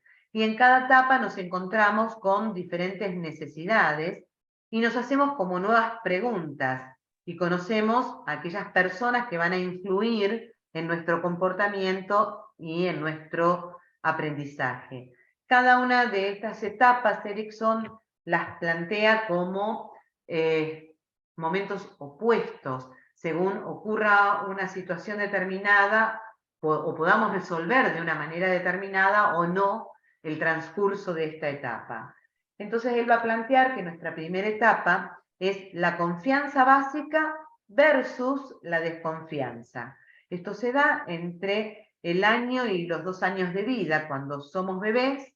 Es como si nos preguntáramos si podemos confiar en el mundo que nos rodea y si este mundo es seguro. Aprendemos que si podemos confiar en alguien ahora, entonces vamos a poder confiar en otros en el futuro. Si experimentamos miedo en ese momento de poder confiar, vamos a desarrollar miedo y desconfianza. Por lo tanto, la clave de nuestro desarrollo en este caso es nuestra madre, que es como nuestro intermediario en poder conocer este mundo que nos rodea. La segunda etapa tiene que ver con la autonomía versus la vergüenza o la duda. Esto se da entre los 2 y los 4 años aproximadamente. En nuestra primera infancia nos experimentamos a nosotros mismos y descubrimos nuestro cuerpo. Nos preguntamos si está bien ser yo. Digamos que esa sería la pregunta fundamental. ¿Está bien ser yo? Si se nos permite ser nosotros mismos, desarrollamos autoconfianza, pero si no se nos permite, podemos desarrollar la vergüenza y la autoduda, ¿no? En este caso, ambos padres juegan un papel importante y preponderante. La tercera etapa tiene que ver con la iniciativa versus la culpa, que se da entre los 4 y 5 años. Esto se da a partir de que entramos en la etapa preescolar y tomamos la iniciativa de aprender cosas nuevas, donde preguntamos si está bien que haga lo que hago, si está bien que haga determinadas cosas. Si nos animan en ese proceso de aprendizaje, podemos seguir nuestros intereses. Ahora, si nos reprimen o si nos dicen que lo que hacemos fue una tontería o está mal, podemos sentirnos culpables y dejar de hacerlo, o dudar cada vez que queremos hacer algo. Ahora entonces estamos aprendiendo de toda la familia y el entorno que nos rodea. La cuarta etapa tiene que ver con la laboriosidad versus la inferioridad. Esta etapa se da entre los 5 y los 12 años, donde descubrimos nuestros propios intereses y nos damos cuenta de que somos diferentes a los demás. Nos preguntamos entonces si podemos lograrlo. En este momento, si recibimos el reconocimiento de nuestros profesores o de nuestros comportamientos, nos volvemos laboriosos, nos volvemos activos en ese hacer y en esa manera de adquirir estos reconocimientos. Ahora, si recibimos demasiados comentarios negativos, comenzamos como a sentirnos inferiores y perdemos la motivación. En este caso, nuestros vecinos, la escuela, nuestros amigos, nuestros compañeros, nuestros pares son los que más influyen en nosotros. La quinta etapa tiene que ver con la identidad versus la confusión de roles, y esto se da entre los 13 y los 19 años. Es durante la adolescencia donde nosotros aprendemos que tenemos diferentes roles sociales. Somos amigos, somos estudiantes, somos ciudadanos. Muchos experimentan como una crisis de identidad. Si nuestros padres nos permiten ahora salir y explorar, podemos encontrar nuestra identidad. Ahora, si nos empujan a conformarnos con sus propios puntos de vista, entonces podemos enfrentar como una confusión en los roles y sentirnos perdidos. Y la clave de nuestro aprendizaje son nuestros compañeros y nuestros modelos a seguir. La sexta etapa va a tener que ver con la intimidad versus el aislamiento. Esto se da entre los 20 y los 40 años. Ya como adultos jóvenes, poco a poco vamos entendiendo quiénes somos y comenzamos como a soltar aquellas relaciones que habíamos construido antes para encajar en el grupo. Preguntamos si podemos amar, si podemos hacer un compromiso a largo plazo, si estamos seguros y si estamos felices. Si no podemos realizar estas relaciones íntimas, podríamos terminar sintiéndonos aislados y solos. Nuestros amigos y nuestras parejas son fundamentales, en este caso para nuestro desarrollo. La séptima etapa tiene que ver con la generatividad versus el estancamiento. Esto se da aproximadamente entre los 40 y los 65 años de edad. Cuando llegamos a los 40 años ya nos sentimos cómodos, usamos nuestro tiempo libre de manera más creativa. Por ahí empezamos como a construir o a contribuir a la sociedad. Nuestra preocupación tiene más que ver con la generatividad, aquello que yo puedo generar. Si podemos pensar o si pensamos que podemos llevar a cabo o llevar adelante a la próxima generación a este mundo, estamos felices, ¿no? Porque estamos dejando algo en este mundo para la próxima generación. Ahora, si no resolvimos algunos conflictos antes, podemos volvernos como más pesimistas y podemos experimentar este estancamiento. Las personas que están en nuestra casa, que están en nuestro trabajo, son las que nos van a influir en esta potencial manera de generar o de estancarnos. Por último, la octava etapa que plantea tiene que ver con la integridad del ego versus la desesperación. Y esto se da entre los 65 años y la muerte. Esto es que a medida que envejecemos, comenzamos a desacelerar y a mirar hacia atrás nuestras vidas. Empezamos a preguntarnos cómo me fue. Si pensamos que lo hicimos bien, vamos a desarrollar sentimientos de mayor satisfacción y de integridad.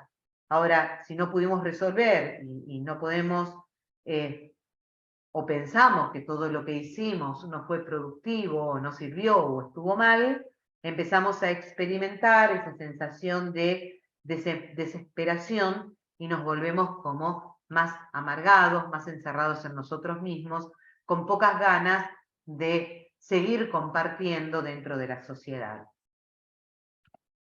La última teoría que vamos a ver en este desarrollo tiene que ver con el desarrollo cognoscitivo, que es la teoría planteada por Piaget. Él argumenta que tenemos que conquistar de alguna manera 4 etapas del desarrollo cognitivo y que son una vez que hemos pasado por todas esas etapas, vamos a alcanzar la inteligencia humana completa. Él habla de la primera etapa como aquel periodo sensorio-motriz que va desde el nacimiento hasta los 2 años. En esa etapa desarrollamos a través de la experiencia y del movimiento nuestros 5 sentidos. Nuestro cerebro quiere ver, quiere escuchar, quiere tocar, quiere saborear, quiere sentir tanto como sea posible. Empezamos con reflejos que son simples y después vamos desarrollando nuestros primeros hábitos. Ya a partir de los 4 meses nos empezamos a dar cuenta de las cosas más allá de nuestro propio cuerpo. Más adelante aprendemos a hacer las cosas como más intencionadamente. Y un punto importante es la idea de permanencia del objeto. ¿Vieron el juego que solemos hacer con los bebés? Que es, ¿dónde está? Acá está, que le ocultamos el objeto y se lo volvemos a mostrar. A partir de esto es como que comenzamos a sentir una curiosidad por todo. Y a partir de esta curiosidad lo hacemos a través del comer, del escuchar, del hablar. Nos movemos para explorar, nos sentamos, gateamos, nos paramos, caminamos, corremos. ¿Sí? Este cambio en la capacidad física va a producir, o nos va a conducir, mejor dicho, a un mayor desarrollo cognitivo, pero seguimos siendo egocéntricos, ¿sí? Esto significa que seguimos percibiendo el mundo solo desde nuestro único punto de vista. Por el momento es el único punto que conocemos.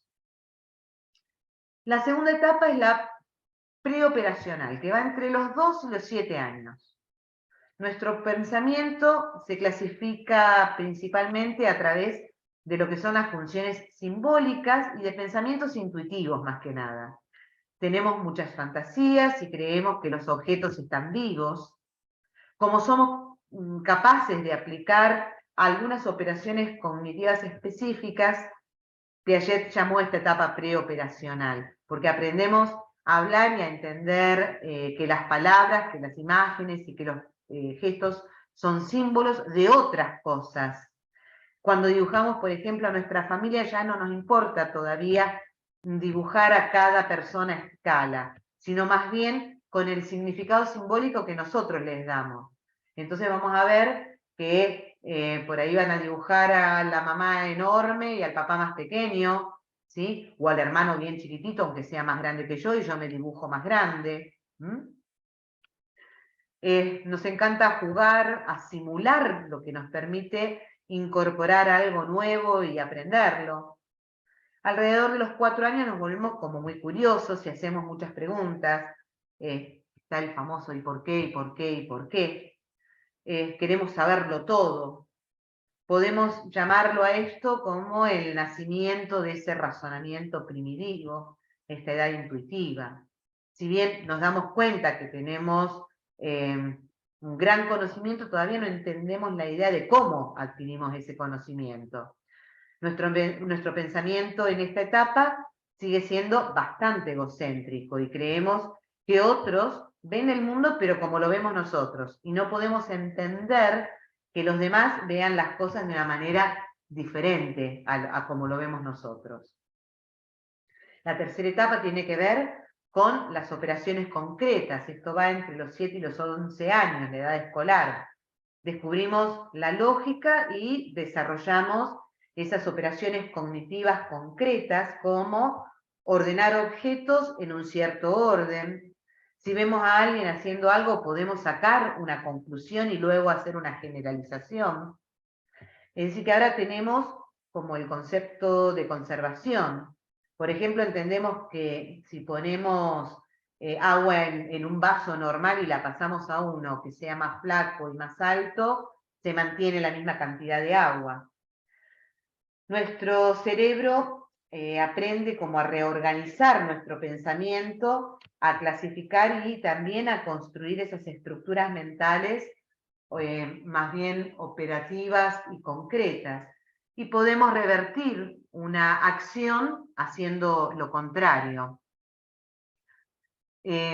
Nuestras nuevas habilidades mentales las aplicamos en las conservaciones. Cuando aprendemos, por ejemplo, a escribir en la escuela, ¿sí? Aprendemos que ahí conservamos aquello que pudimos adquirir en nuestra habilidad.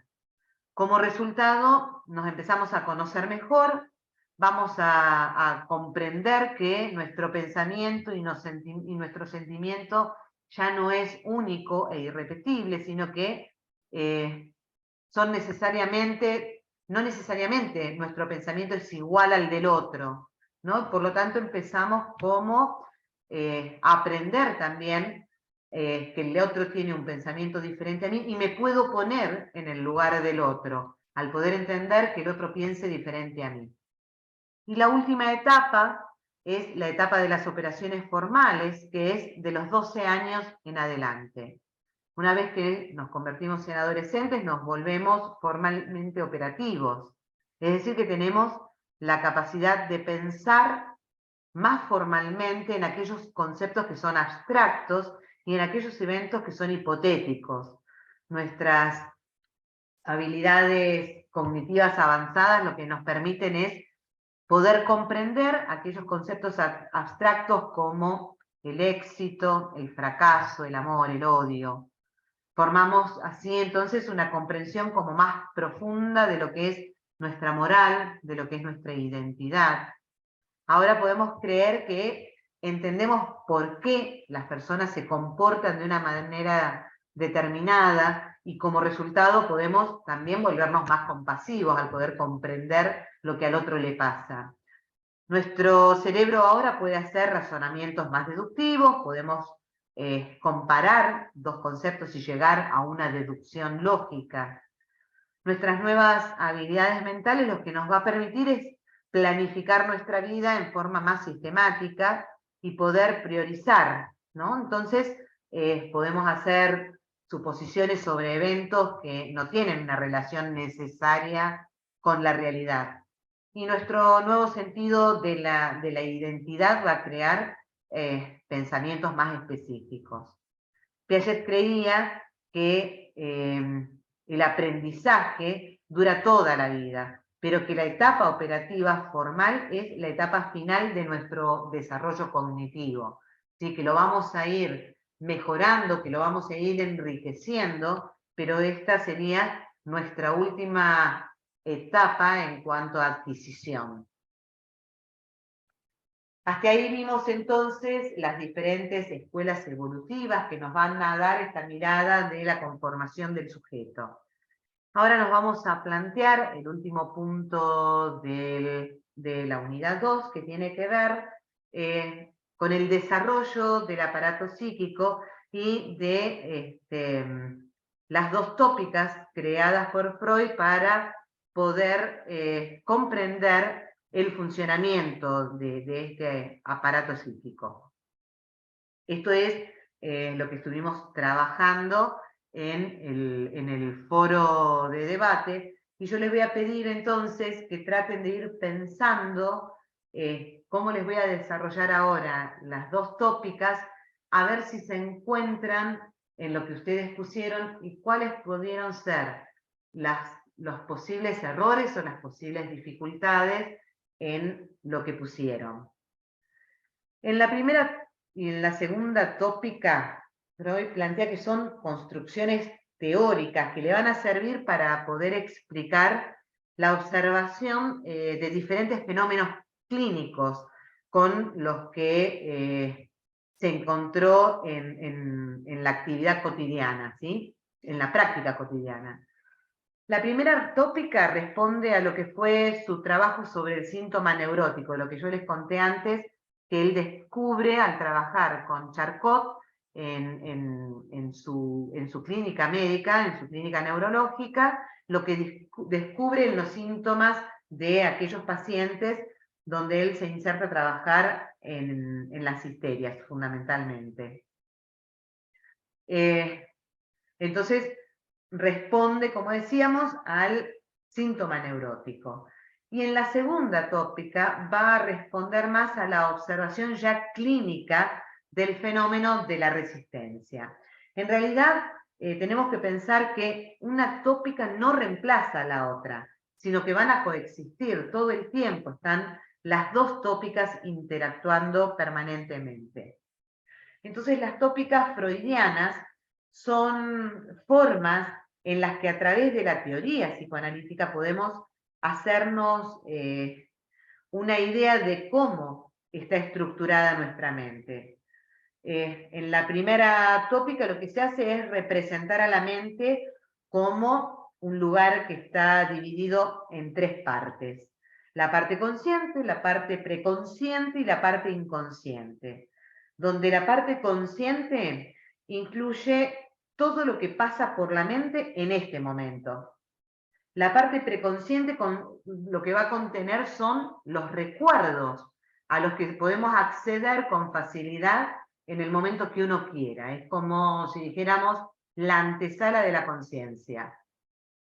Y la parte inconsciente es aquella que va a almacenar todos aquellos pensamientos reprimidos, es decir, aquellos que porque producen alguna incomodidad, algún molestar, alguna culpa en la mente lo va a considerar que es mejor no recordarlos, no traerlos a la memoria. Muchas de las emociones que tenemos están como ligadas a nuestro inconsciente, y por eso a veces nos sentimos tristes o lloramos sin ninguna razón aparente, ¿sí? Y esto sale a la luz a través de la terapia o a través de algunos mecanismos de defensa que hacen que esto en algún momento, esta energía que está pujando por salir, salga. Por ejemplo, puede ser que no sé, intentemos recordar algo como el nombre de un ex amigo y no podemos recordarlo. Entonces, ese recuerdo va al inconsciente, tratamos de buscar, tratamos de acudir a nuestro preconsciente a ver que nos traiga ese recuerdo, y ese recuerdo no viene, no sale, ni siquiera sale el nombre. Es muy probable que ese recuerdo o ese amigo esté asociado con alguna sensación o algún sentimiento que ha generado mucho dolor, mucho malestar, un trauma, y nuestro inconsciente nos defiende de ese malestar guardándolo y ocultándolo. Otro ejemplo podría ser ir caminando por algún lugar y al ver una imagen o sentir un olor particular, venga a nuestra mente algún recuerdo de una manera inesperada.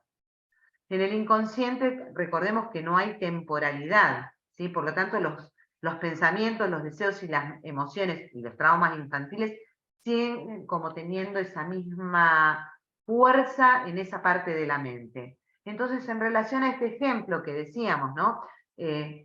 Veo una imagen que no tiene que ver con nada, que no sé por qué me trae una sensación, y esa sensación puede tener que ver con una incomodidad o me paraliza o no me permite avanzar y no puedo entender el por qué. Seguramente está asociada esa imagen o ese olor en particular a un recuerdo, a un hecho traumático que el inconsciente ha guardado para que a mí no me genere este permanente dolor y este permanente malestar. Obviamente, cuando nos ocurre esto, si lo trabajamos en terapia, ya sea a través del psicoanálisis, vamos a intentar llegar a ese inconsciente para ver con qué recuerdo está ligada ese olor o esa imagen que me genera el quedarme paralizada en ese momento. En la segunda tópica, Freud lo que nos presenta, o para poder entender, es como un lugar en nuestra mente en el que interactúan tres estructuras. Y estas estructuras son el ello, el yo y el superyo. Dentro de esta teoría, a la mente se la va a conocer también como aparato psíquico. Y a la energía que se mueve dentro del aparato psíquico se la va a conocer como libido. El ello es la parte más biológica y la parte más primitiva de la mente. Incluye toda la energía que nos mueve hacia la sexualidad, hacia la conservación, ¿sí? Como es el comer, el dormir, el orinar, etc. Pero también a la destrucción. El ello es esa parte más grande del aparato psíquico y es la que está en contacto directo con el cuerpo y con las necesidades de nuestro cuerpo. A los impulsos del ello se los conoce como pulsiones, ¿sí? Que existen de dos tipos. Esa pulsión de vida, que es la que nos impulsa hacia la sexualidad, hacia la conservación de la vida, y la pulsión de muerte, que nos impulsa hacia la agresión y hacia la autodestrucción. Por otro lado, dijimos que otra de las instancias era el superyo, que es esta estructura mental que incluye todas las reglas, todas las leyes, todas las normas de nuestra moral, ¿sí? Y representa aquello que queremos lograr para tener una mejor adaptación y un mejor reconocimiento social. Son las normas, de alguna manera, impuestas por las normas sociales y las reglas para poder convivir. El superyo, podemos decir que puede ser de tres maneras, ¿sí?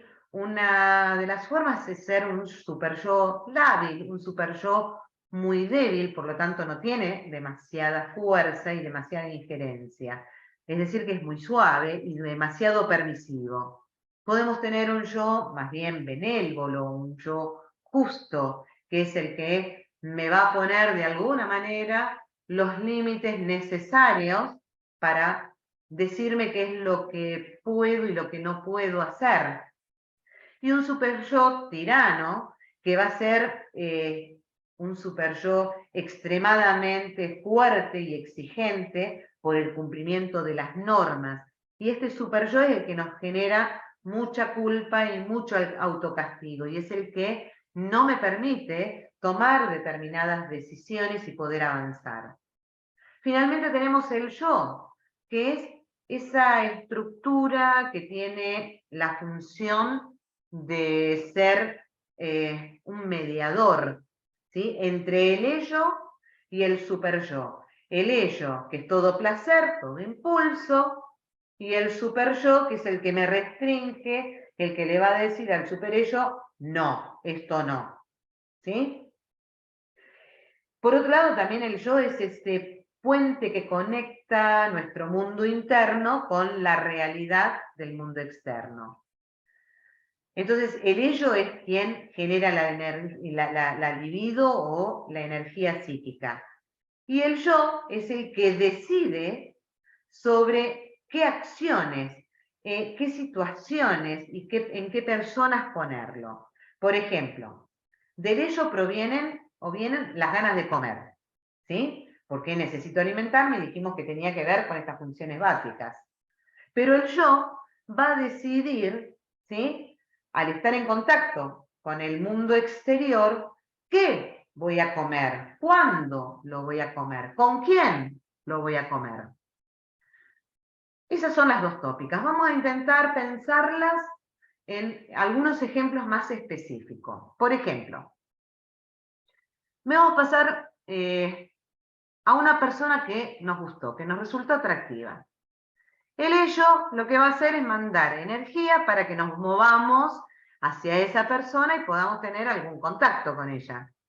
Sin embargo, el super yo se va a oponer, porque reconocimos a esa persona y esa persona se encuentra casada, ¿no? El super yo nos va a decir, no, no podés porque está casada, no corresponde. Las normas sociales dicen que no podés ir a encarar a una persona casada. Entonces aparece el yo para mediar en esta estructura. Y el yo va a considerar, en este caso, según las pautas que hayamos recibido, va a considerar que lo mejor podría ser evitar el contacto. Entonces, este impulso del ello va a ser reprimido y mandado al inconsciente. Me quedé con las ganas. ¿Sí? El yo va a tomar una decisión de moverse hacia otro lado y va a consolar al ello diciéndole de alguna manera o asegurándole, che, flaco, hay un montón de otras personas más en las que puedas fijarte y que no te traigan complicaciones. ¿Sí? Vamos a otro ejemplo. En un cumpleaños, después de comer, queda una sola porción de torta. El ello, en su función de conservación, se va a mover toda su energía psíquica para que intentemos comernos esa última porción de torta. Sin embargo, va a aparecer el super yo, ¿sí? Diciéndonos, no sería justo que te comas esa porción de torta, hay otras personas, es importante que la compartamos, ¿sí? La gente va a pensar que somos egoístas, que hay que cuidar la figura para vernos bien.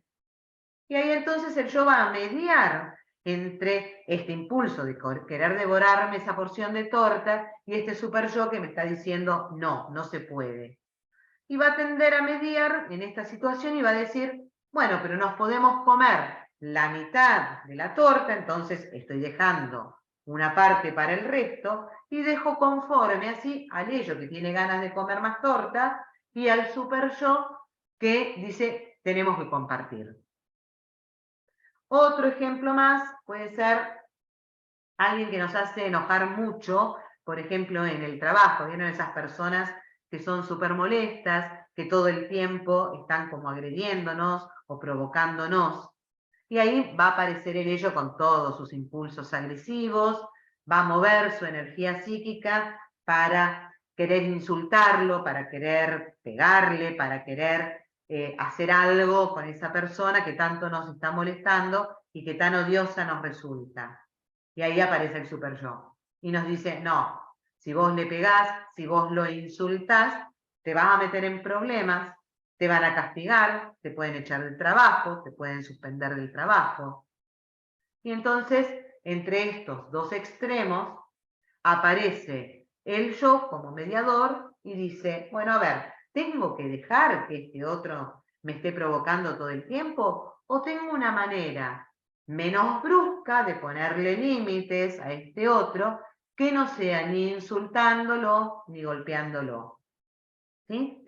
Entonces, como pueden ver, la forma en la que se comporta el yo y las decisiones que toma tienen muchísimo que ver con la personalidad de cada uno, que esta personalidad se construyó en nuestra primera infancia y se fue modelando a lo largo de nuestra vida a partir de la instauración de nuestro carácter. Todo deseo reprimido se va a ir al inconsciente y va a aparecer de alguna manera a través, por ejemplo, de los sueños, de los lapsus, de los actos fallidos o de los síntomas. En relación con nuestros ejemplos, por ejemplo, quizás a la noche podemos soñar con un montón de tortas que son para nosotros y que nos la podemos comer y a nadie le va a molestar. O podemos soñar que la persona esa que estaba casada se separó y entonces tranquilamente podemos ir y encararla. o que la persona molesta de nuestro trabajo renunció o la echaron y no la vemos nunca más. Todo como un reflejo de estos deseos que fueron reprimidos, pero que el ello de alguna manera en nuestros sueños hace que se realice nuestro deseo sin sentir culpa, sin que haya una represión por parte del super yo y sin que yo tenga que mediar en estos impulsos y en estas restricciones. Una cosa importante que tengamos en cuenta es que todos nacemos con un ello, ¿sí? ¿Por qué? Porque es la parte más primitiva de nuestro cerebro, son los impulsos, son nuestra vida más instintiva, pero el yo y el super yo son los que surgen a partir de la interacción con los demás y como el descubrimiento de las normas sociales. A los procesos mentales que utilizan el yo para lidiar con los impulsos del ello y las exigencias del super yo, se los denomina los mecanismos de defensa, que tienen que ver con estos mecanismos que van a intentar resguardarnos, ¿sí? Ya sea de un super yo extremadamente exigente o de un super yo muy lábil, y de estos impulsos relacionados con el ello. Y entonces en estos mecanismos de defensa que nos protegen, tienen que ver con la represión, con la proyección, con el desplazamiento, con la racionalización, con la formación reactiva, entre otras. Hasta acá llegamos con la síntesis o lo que pude sintetizar de las unidades 1 y 2. Me gustaría, bueno, escucharlos a ustedes, a ver si tienen alguna duda, alguna consulta, alguna pregunta, si se entendió, si quedó algo ahí pendiente.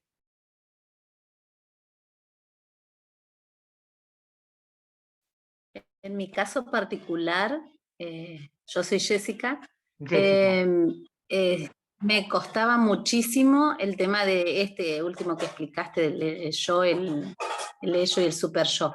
Pero ahora sí, escuchándolo explicado como lo explicaste, me quedó claro. No sé por qué me confunde tanto, pero creo que fue lo más complicado para mí. Sí, Jessy, en realidad yo traté de sintetizarlo por ahí de una manera un poco burda, pero es muy difícil de entender, ¿sí? La Sí. teoría freudiana, Freud fue desarrollando su teoría en distintos momentos, en distintas partes, se fue complejizando, entonces por ahí leerlo de una manera simple no es fácil, por eso yo quería poder incluirlo dentro de lo que estábamos hablando, de una manera como muy sencilla, que es la que les va a servir a ustedes también, ¿sí? En la profesión de ustedes. Ustedes no van a ser psicólogos, ¿no? Sino que Sí. van, sin embargo, todos estos aspectos son importantes para que ustedes también puedan entender en el día de mañana algunos aspectos de lo que sucede en relación a las conductas y a los accionares de los niños, de las niñas, de los jóvenes, en relación a las situaciones que van a ver y que van a trabajar. Entonces, bueno, Sí. entender esta parte es compleja. Así que no te Sí, preocupes, sí. Jessy, porque no lo entendías de una, porque no es fácil de entender. De todas maneras, ahora que sé que vas a dejar esta clase grabada, la voy a escuchar 1000 veces. Para que- Te voy a sí, aburrir sí, con mi voz. no, no, pero es mejor escucharlo así que leerlo e interpretarlo uno que no lo ha visto muy a fondo. Está bien. Igual, recuerden esto, cualquier duda, cualquier consulta, usen el foro. Yo les voy a dejar ese foro de consultas y no tengan vergüenza ni miedo de usar los foros. No se pregunten, ¿estará bien lo que voy a poner? ¿Alguien me entenderá? ¿O se van a reír porque yo pregunto esto? ¿Es una pavada? Nada es una pavada, ¿sí? Porque lo que a uno le surge como una duda, al resto también les puede servir, ¿sí? Entonces, todo lo que tengamos, preguntemos. Puede ser Bien, que algo que pregunten yo tampoco sepa responderlo. Investigaremos en conjunto y aprenderemos en conjunto. Pero sí, anímense a preguntar, anímense a participar, porque es súper importante. Yo soy de la idea, y en eso por ahí me sumo más a la teoría de Piaget en cuanto al aprendizaje, que no la hemos visto ni la vamos a ver, pero la idea de Piaget del aprendizaje tiene que ver con la generación o la construcción colectiva de conocimiento. Esto es, a partir de aquello que nosotros sabemos, tiramos algo, opinamos sobre ese algo y después la teoría nos viene a complementar algún conocimiento que nosotros ya tenemos. Entonces, construyamos en conjunto estos conocimientos. Bien. Gracias. Bueno, Jessy, ¿alguien tiene alguna otra duda, alguna otra consulta?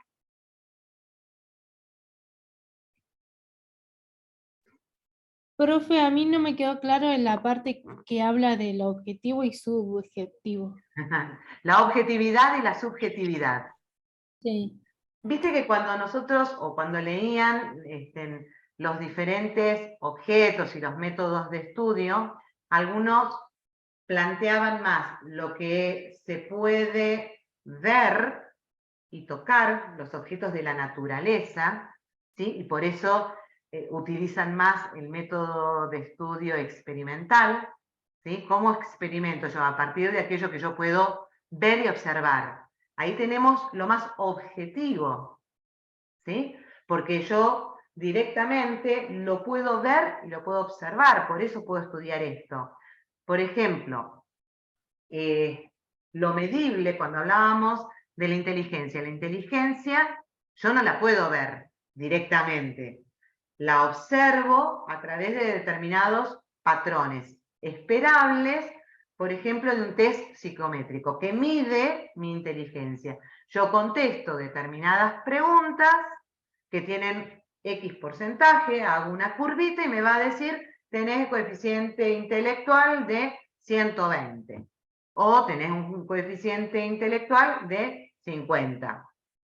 ¿Sí? Ahí contrasto y corroboro, ¿sí? Algo que es medible. Yo lo puedo medir a partir de la experimentación que hice antes, ¿sí? Experimentando con un montón de gente, que a eso se le ha cuestionado mucho. Experimentando yo pude sacar determinadas variables. Entonces después la gente tiene que encajar en esas variables. Lo subjetivo tiene que ver más con lo interno, ¿sí? ¿Cómo evalúo yo mi yo interior? ¿Sí? La introspección, lo que yo pienso, lo que yo siento, ¿cómo mido el sentimiento? ¿Sí? ¿Cómo generalizo el pensamiento? Es imposible, porque si bien, a ver, nosotros estuvimos viendo recién un montón de teorías que nos van como encasillando determinadas etapas, ¿sí? ¿Qué es lo esperable en determinadas etapas? ¿Sí? A nivel de la conducta, a nivel del conocimiento. Si bien encasillamos es porque vemos cómo accionan en esa etapa. Ahora, yo no me puedo meter en la cabeza de ese niño, ¿sí? De las operaciones concretas, por ejemplo, y decir, ah, sí, lo que está pensando este chico es que esto se fusiona de determinada manera a partir de tal situación. Yo infiero a partir de la experiencia, ¿sí? A partir de la conducta y a partir fundamentalmente de lo que puedo poner en el lenguaje.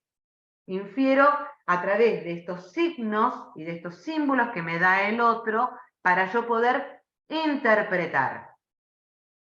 Por eso es que esto que es más subjetivo, porque además esa interpretación también está mediada, ¿sí? Esto que le pasa al otro está mediado por lo que yo creo, por mi experiencia, por lo que a mí me atraviesa. ¿Sí? Entonces, Sí. por eso, obviamente, nosotros acá estamos viendo dos extremos, ¿no? Que estos dos extremos fueron en sus comienzos, cómo se llevó a poder interpretar y a poner a la psicología como una ciencia también, ¿no? Hoy en día nada es completamente objetivo ni nada es completamente subjetivo. Interactuamos estos dos extremos, lo que hacen es fusionarse de alguna manera, y en determinadas cosas necesitamos ser más objetivos, ¿sí? En una observación más espontánea y más directa, porque necesitamos describir objetivamente una conducta, y para eso requerimos de la observación, de la precisión de la observación y no involucrarnos en ese objeto de estudio. Y en otros momentos necesitamos más la subjetividad y entender la subjetividad del otro, ¿m?, para poder acompañarlo en determinado proceso. ¿Sí? Bien, profe, muchas ¿Queda ahí gracias. claro? Ahora me quedó, sí, ahora me quedó claro. Muchas gracias. No, por favor. Chicos, ¿alguna pregunta más? ¿Alguna duda?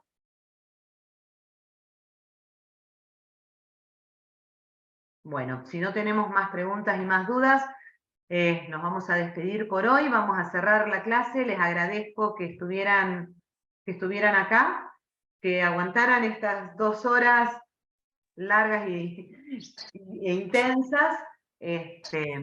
Y antes de cerrar, quiero contarles, así no me olvido, del parcial.